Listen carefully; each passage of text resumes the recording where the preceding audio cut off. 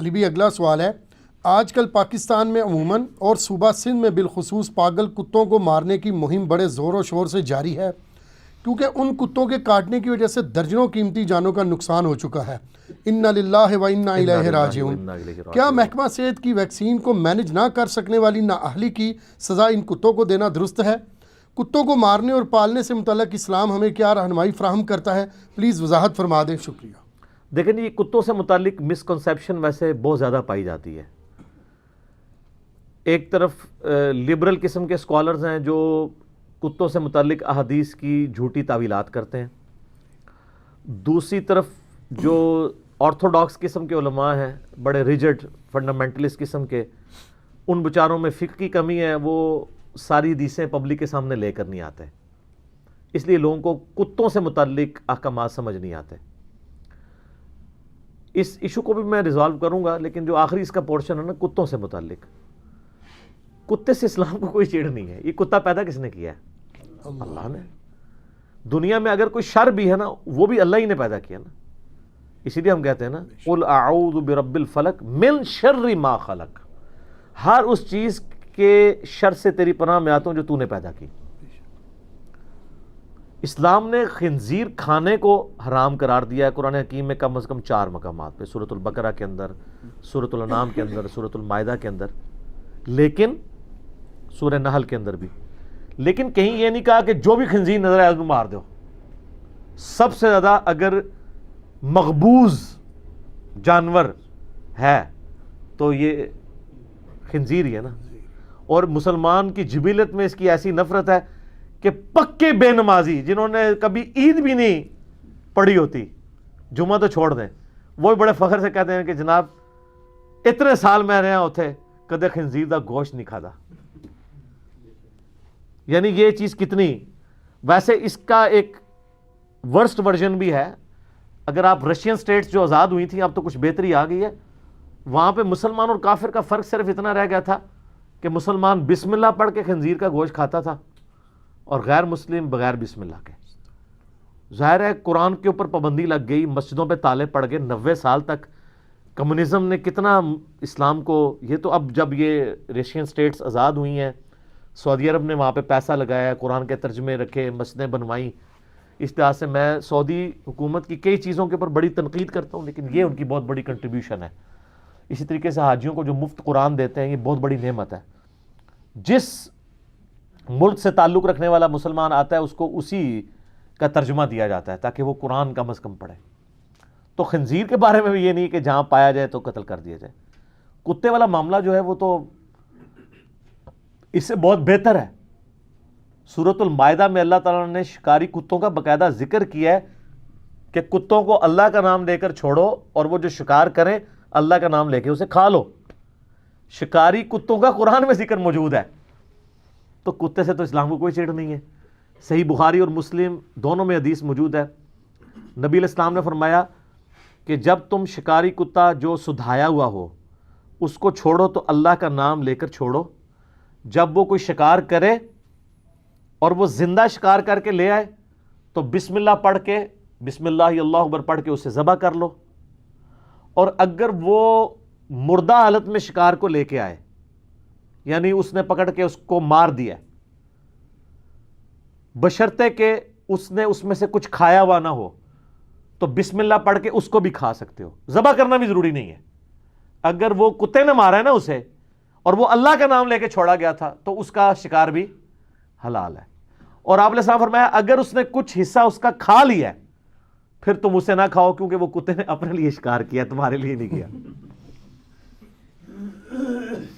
Logical بات ہے۔ اور پھر اسی بخاری مسلم کی حدیث میں ہے کہ اگر تم تیر چلاؤ اور شکار کو وہ تیر لگا اور تمہیں شکار ملا نہیں، ایک دن بعد وہ شکار تمہیں ملے اور تم دیکھو کہ اس کے اوپر اس تیر کے لگنے کا زخم کا نشان موجود ہے، تو تم یہی ازیوم کرو کہ وہ اس زخم سے مرا ہے، لہذا وہ جانور تمہارے لیے حلال ہوگا۔ بخاری مسلم کے الفاظ ہیں بشرطے کہ اس کے گوشت میں تعفن نہ پیدا ہو جائے۔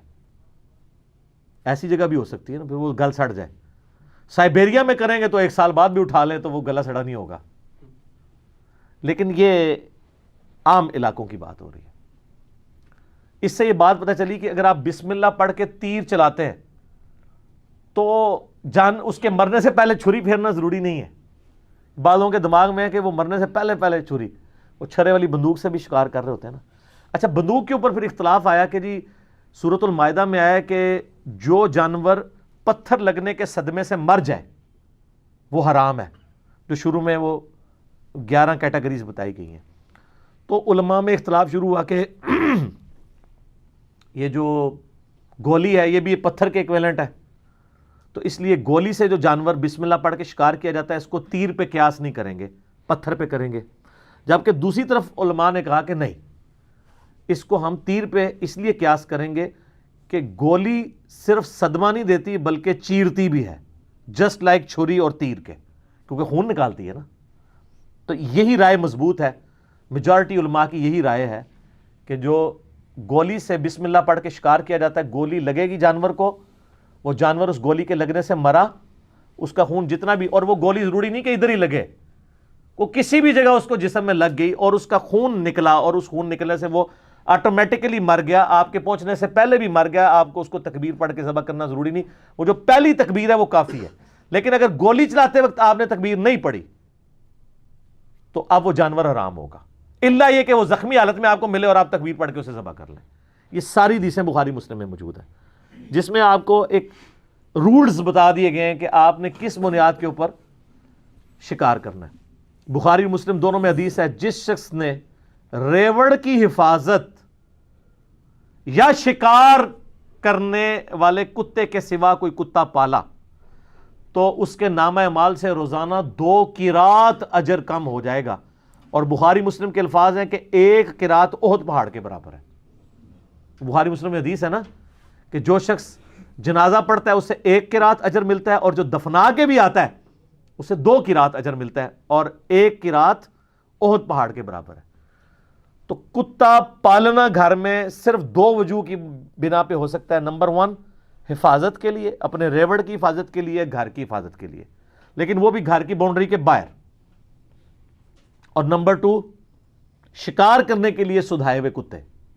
باقی جو آج کل انگریزوں کی دیکھا دیکھی لوگوں نے پالتو کتے پالنے شروع کر دیے ہیں اور گھروں کے اندر گھسا لیے ہیں، اس طرح کتے پالنے کی اسلام میں اجازت نہیں ہے. یہ بالکل کلیئر کٹ ہے. یہ لوگ پوچھ رہے ہوتے ہیں، کوئی ضرورت نہیں، آپ بلیاں پالیں، اس کی اسلام میں اجازت ہے، بکریاں پالیں، مرغیاں پالیں، میں نے خود رکھی ہوئی ہیں مرغیاں، تو وہ یہ سارے پیٹس آپ پال سکتے ہیں. کتا پالنے کی آپ کو اجازت اگر ہے تو صرف 2 وجوہ کی بنا پر، حفاظت کے لیے یا آپ نے شکاری. ظاہر ہے شکار والا تو بہت کم ہی معاملہ ہوتا ہے، جن لوگوں کی ایکسپرٹیز ہے وہی کرتے ہیں، اس کے سوا آپ کتا نہیں پال سکتے. اس معاملے میں یعنی نبی علیہ السلام نے بہت سٹرکٹلی منع فرمایا. بلکہ بخاری مسلم میں حدیث ہے، جس گھر میں کتا یا تصویر ہو، اور تصویر وہ جس کی عبادت کی جاتی ہو، عام تصویریں نہیں، میرا تصویر کے اوپر، ڈراموں کے اوپر اور سٹیچوز کے اوپر، بتوں کے اوپر ایک کلپ پچھلے دنوں ریکارڈ ہوا ہے، وہ آپ دیکھ سکتے ہیں، اسلامک رولنگز اباؤٹ پکچرز.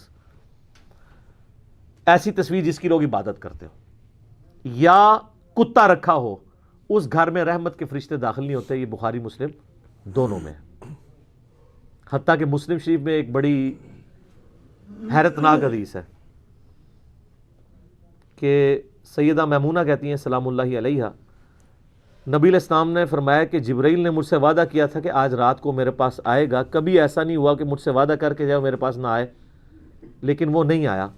تو میرے دل میں اس کا کھٹکا ہوا، تو مجھے اللہ تعالیٰ نے اس چیز پر مطلع کیا کہ میری چارپائی کے نیچے ایک کتے کا چھوٹا سا بچہ بیٹھا ہوا تھا.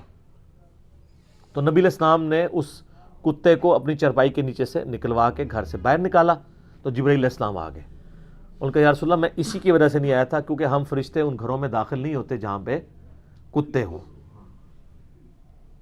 تو وہ کتا نبی علیہ السلام نے وہاں سے نکلوایا تو جبرائیل علیہ السلام آئے. مدینے کا کتا، میرا یوٹیوب پہ ایک کلپ بھی ہے نا، سگے مدینہ.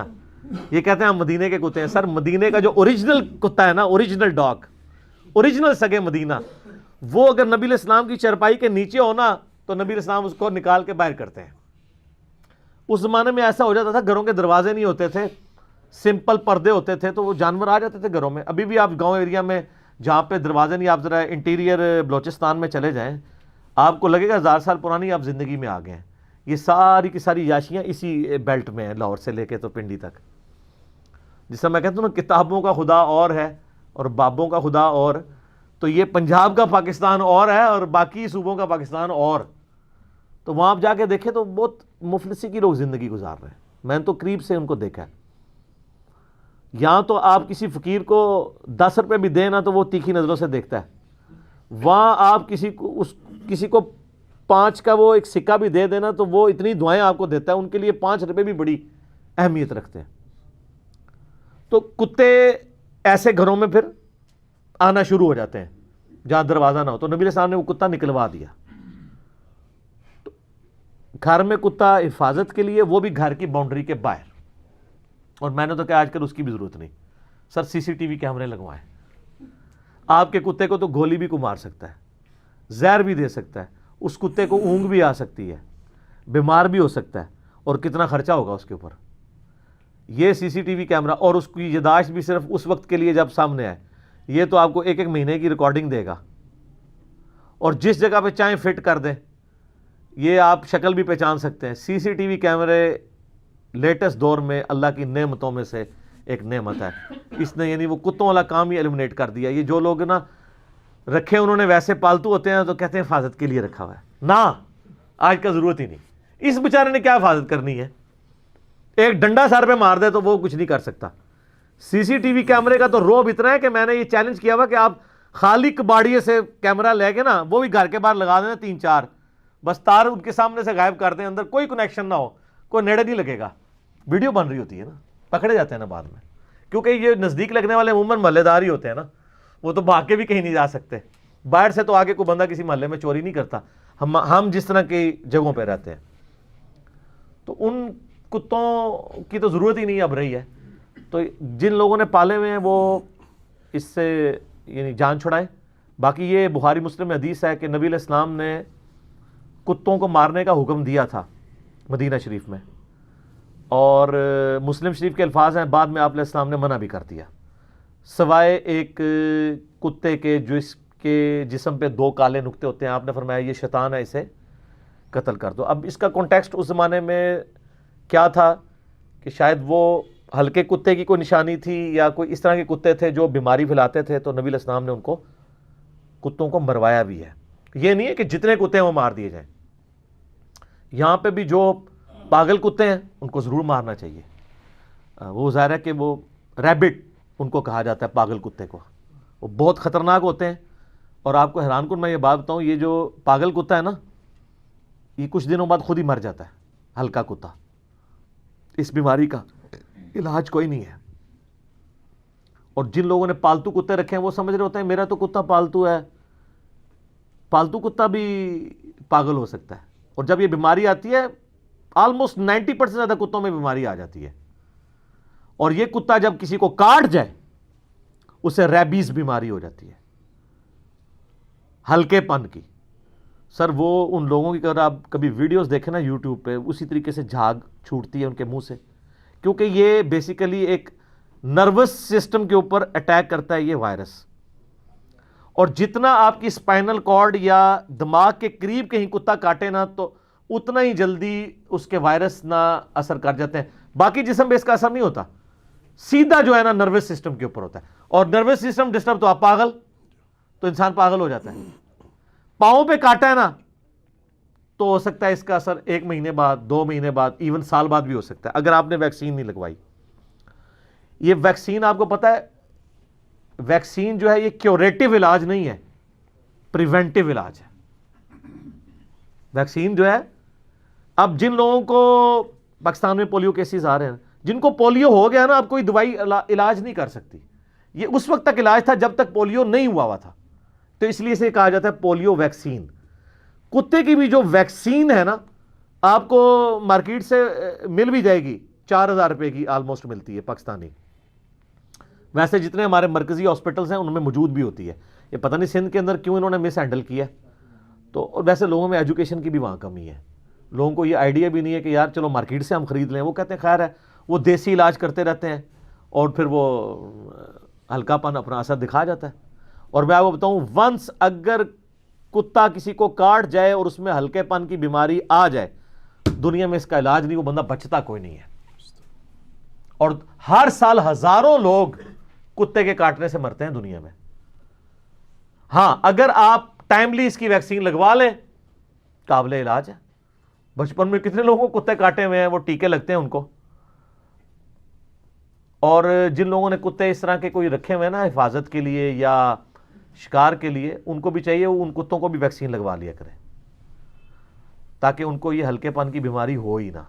کیونکہ یہ پھر جب کسی کو کاٹیں گے تو ان کے تھوک کے ذریعے وہ بیماری ٹرانسفر ہوتی ہے, اور وہ پھر جب اثر دکھاتی ہے نا پھر سر کوئی علاج نہیں ہے ہلکے پن کا, اور بڑی عبرت ناک موت ہوتی ہے. جن لوگوں کی موتیں ہوئی ہیں نا, آپ ذرا اپنے بڑے بوڑھوں سے پوچھیں جنہوں نے یہ چیزیں دیکھی ہوئی ہیں, تو وہ آپ کو بتائیں گے کہ اس کا کوئی علاج ہی نہیں ہے. لوگ تو کینسر کو بڑی بیماری, باقی بیماریوں کو سمجھتے ہیں. یہ اتنی بڑی بیماری اور اتنی خطرناک بیماری ہے کتے کے کاٹنے والی کہ آپ امیجن نہیں کر سکتے اس کو. کتنی عبرت ناک موت ہوتی ہے اس بندے کی. ظاہر ہے کہ اب اس بیچارے کا تو قصور نہیں ہے, اس کو کتا کاٹ گیا. بہرحال اپنے بچوں کو بھی ایجوکیٹ کریں, کبھی کوئی کتا اس طرح کاٹ جائے یا ایون پنجہ پھیر جائے تو ان کو ایجوکیٹ کریں کہ گھر آ کے بتائیں, کیونکہ ونس جب بیماری ہو گئی پھر کوئی علاج نہیں ہے, تاکہ فوراً اس کا علاج کروایا جا سکے. وہ ریبیز والی بیماری ہو نہ, وہ وائرس وہاں تک پہنچے نہ. جب پہنچ گیا تو پھر جناب جو مرضی کر دے رہو, کچھ بھی نہیں چھوڑنا. تو اس لیے آپ کو پتا یہ ہمارے پنجاب میں بھی کتا مار مہم شروع ہوتی ہے. بلدیہ کے لوگ آتے ہیں, انہوں نے کیمے کے اندر وہ دوائی مکس کی ہوئی ہوتی ہے, جہاں ان کو کتے نظر آتے ہیں وہ پھینکتے ہیں. بس کتا وہ کھاتا ہے تو سیکنڈز میں مر جاتا ہے. پھر وہ کتوں کی لاشیں بھی ریٹریو کر کے لے جاتے ہیں, اور اگر وہ کتا نہ کھائے یا کچھ قیمہ بچ جائے وہ قیمہ بھی ریٹریو کرتے ہیں, کیونکہ کوئی چھوٹا بچہ وہاں سے گزر کے اس کا ہاتھ لگ جائے وہ تو اتنا تیز زہر ہوتا ہے. تو اس لیے کتا مار مہم جو ہے وہ گورنمنٹ لیول کے اوپر چلائی جاتی ہے. سندھ کے اندر بھی اس حوالے سے چلائی جا رہی ہے. لیکن کتے آپ کتنے مار لیں گے, کتے کو تھوڑے تو نہیں ہیں. لوگوں کو ایجوکیٹ کریں اس حوالے سے کہ جہاں پہ ایسے کتے بیٹھے ہوئے ہوں وہاں نہ جائیں. اور خصوصاً جو لوگ فجر کی نماز کے وقت نکلتے ہیں, کتوں سے ان کا واسطہ پڑتا ہے, تو اپنے پاس ایک ڈنڈا رکھیں. سر یہ ڈنڈا ایک ایسی چیز ہے کتا بھی نہیں نیڑے لگتا, اور پاگل کتے نوں بھی پتا ہے کہ میں ڈنڈے لے نیڑے نہیں لگنا. جس طرح پاگل انسان بھی روٹی منہ کے راستے ہی کھاتا ہے نا, تو پاگل ضرور ہوتا ہے کتا, لیکن اتنا پاگل نہیں ہوتا کہ وہ. تو یہ ڈنڈے کا رو بھی اتنا, ڈنڈا اگر آپ کے ہاتھ میں ہے نا, بس ایک کوئی پڑے گی نا تو دوسرے ویسے ہی بھاگ جائیں گے. تو اگر آپ کو زیادہ خطرہ ہو تو پھر آپ ظاہر ہے وہ بغیر خوف کے, بغیر بارش کے, تو وہ جو خوف ہے نا اس میں کتے کا خوف بھی ہے. تو آپ نمازوں کو جمع بھی کر سکتے ہیں اور گھر میں بھی نماز پڑھ سکتے ہیں, ٹھیک ہے, کتوں کے خوف کی وجہ سے. باقی کتے پالنے سے اوائڈ ہی کریں. جس نے پالنے ہیں تو شکار کے لیے یا حفاظت کے لیے, وہ بھی بہتر ہے CCTV کیمرہ. باقی جو اسلام کے اوپر یہ اعتراضات کیے جاتے ہیں نا تو یہ غلط ہیں. اسلام کے لیے سب سے اہم انسان ہے. بخاری مسلم میں حدیث ہے, نبی علیہ السلام نے تو سانپوں کو بھی مارنے کا حکم دیا ہے جو انسانوں کے لیے خطرناک ہے. یہ ماسکیٹوز کو بھی مارا جا سکتا ہے. کہتے ہیں یہ اللہ کی مخلوق کو مار رہے ہیں. اللہ کی مخلوق تو اس کے بغیر بھی مر رہی ہے. روزانہ لاکھوں جانور ذبح نہیں ہو رہے ہیں. کس کے لیے؟ انسانوں کے لیے. انسانوں نے کھانے ہوتے ہیں نا. تو اصل انسان, سر آپ بڑے قیمتی ہیں, اپنی قیمت کو پہچانیں. اللہ نے ہر چیز آپ کے لیے پیدا کی ہے. تو لیکن یہ نہیں ہے کہ آپ خام خواہی جانوروں کو مارنا شروع کر دیں جہاں سے آپ کو خطرہ ہو. ان جانوروں کو ماریں, ان جگہوں میں ماریں. یہ نہیں ہے کہ اب یہاں سے آپ نکلیں اور آپ کہیں جی میں نے جتنے دنیا میں کتے ہیں یہ مارنے ہیں. اس طرح نہیں ہے. وہ اللہ نے ان کو جان دی ہے. ہر چیز پرپسفل اللہ نے پیدا کی ہے. اسلام کو اس سے زیادہ جو چیز ناپسند ہے وہ خنزیر ہے, لیکن اس کا بھی کہیں قرآن و حدیث میں نہیں آیا کہ خنزیروں کو ڈھونڈ ڈھونڈ کے مارو. ہاں ایسے کتے جو ہلکے ہو چکے ہوئے ہیں اور وہ سبب بن سکتے ہیں بیماری کا, ان کو مارنا اسلام میں کوئی گناہ نہیں ہے. اور لاجیکلی دنیا کے سارے ملکوں میں ایسا کیا جاتا ہے. ایک خاص حد تک ہی کنٹرول کر سکتے ہیں نا. تو کتے لوگ تو بندے مار دیتے ہیں, کبھی وہ عشق رسول کے نام پہ, کبھی حب الوطنی کے نام کے اوپر. لوگ تو بڑے ظالم ہیں. وہ کام نہیں کرنے چاہیے. یہ کام کرنے چاہیے کہ ایسے کتوں سے جان چھڑائی جائے جو پاگل ہو چکے ہیں. تو ان کو مارنا کوئی گناہ نہیں, اس لیے کہ انہوں نے ویسے ہی مر جانا ہے. چند دن ہی نکالتا ہے وہ کتا, کیونکہ یہ بیماری ریورس نہیں ہوتی. انسانوں کو ہو جائے تو ریورس نہیں ہوتی ہے, کتوں کو کیسے ہونی ہے؟